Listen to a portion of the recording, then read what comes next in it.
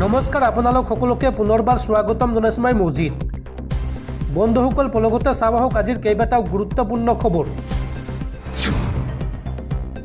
প্ৰথমটো খবৰ, কেন্দ্ৰীয় চৰকাৰৰ বৃহৎ ঘোষণা। এতিয়াৰ পৰা 25 জুনৰ দিনটো পালন কৰা হ'ব সংবিধান হত্যা দিৱস হিচাপে। এই ঘোষণা কেন্দ্ৰীয় চৰকাৰৰ। এতিয়াৰ পৰা প্ৰতি বছৰে 25 জুনৰ দিনটোক পালন কৰা হ'ব সংবিধান হত্যা দিৱস হিচাপে। 1975 চনৰ এই 25 জুন তাৰিখেই দেশত জৰুৰীকালীন অৱস্থাৰ ঘোষণা কৰিছিল তদানীন্তন কংগ্ৰেছী প্ৰধানমন্ত্ৰী ইন্দিৰা গান্ধীয়ে। এই সন্দৰ্ভত কেন্দ্ৰীয় গৃহমন্ত্ৰী অমিত শ্বাহে কয় যে দেশত প্ৰতি বছৰে 25 জুনৰ দিনটো সংবিধান হত্যা দিৱস হিচাপে পালন কৰা হ'ব। এই সম্পৰ্কত ইতিমধ্যে কেন্দ্ৰীয় চৰকাৰে এক অধিসূচনা জাৰি কৰিছে। কেন্দ্ৰীয় গৃহমন্ত্ৰী অমিত শ্বাহে সামাজিক মাধ্যমত শ্বেয়াৰ কৰিছে এই অধিসূচনাৰ ফটো। অমিত শ্বাহে লগতে কয় যে 1975 চনৰ 25 জুনত তদানীন্তন প্ৰধানমন্ত্ৰী ইন্দিৰা গান্ধীয়ে একনায়কত্ববাদী মানসিকতাৰ পৰিচয় দি দেশত জৰুৰীকালীন অৱস্থা জাপি দিছিল। ইয়ে ভাৰতীয় গণতন্ত্ৰৰ আত্মাক ডিঙি চেপি ধৰিছিল। লাখ লাখ লোকক কোনো কাৰণ নোহোৱাকৈ জেলত ভৰাই সংবাদ মাধ্যমৰ কণ্ঠ মোহাৰি পেলোৱা হৈছিল। সেয়েহে ভাৰত চৰকাৰে প্ৰতি বছৰে 25 জুন তাৰিখটো সংবিধান হত্যা দিৱস হিচাপে পালন কৰাৰ সিদ্ধান্ত লৈছে।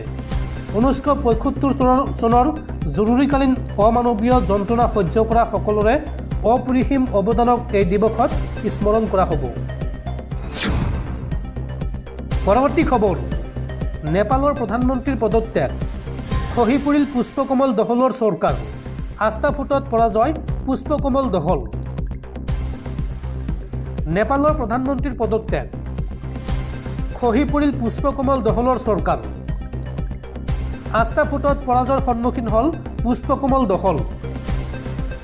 19 মাহ শাসনৰ অন্তত ভাঙি পৰিল চৰকাৰ। সদনত সংখ্যাগৰিষ্ঠতা দেখুৱাব নোৱাৰিলে পুষ্পকমলৰ দলে আৰু তাৰ পিছতে প্ৰধানমন্ত্ৰী পদৰ পৰা পদত্যাগ কৰিছে পুষ্পকমল দহলে। দৰ্শকসকল আৰু বহুতো গুৰুত্বপূৰ্ণ খবৰ আছে।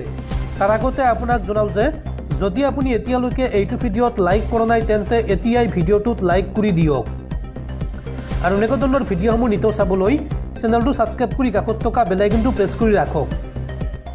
পৰৱৰ্তী খবৰ, ৰাজ্যজুৰি পুনৰ হাই এলাৰ্ট জাৰি। আগন্তুক 24 ঘণ্টাত ৰাজ্যত বতৰৰ ল'ব কাল ৰূপ। আগন্তুক 24 ঘণ্টাত ৰাজ্যৰ আটাইকেইখন জিলাতে কম বেছি পৰিমাণে বৰষুণ হোৱাৰ সম্ভাৱনা আছে। এই কথা জনাইছে বতৰ বিজ্ঞান কেন্দ্ৰই। পৰৱৰ্তী খবৰ, উচ্চতম ন্যায়ালয়ৰ বৃহৎ ঘোষণা। ফৰেইনাৰ্ছ এক্টৰ 9 নম্বৰ অনুচ্ছেদৰ অধীনত এতিয়াৰ পৰা চৰকাৰে যধে-মধে মানুহৰ নাগৰিকত্বৰ প্ৰমাণ ল'ব নোৱাৰিব। এক বিশেষ শুনানি সন্দৰ্ভত এই গুৰুত্বপূৰ্ণ ৰায়দান দেশৰ উচ্চতম ন্যায়ালয়ৰ।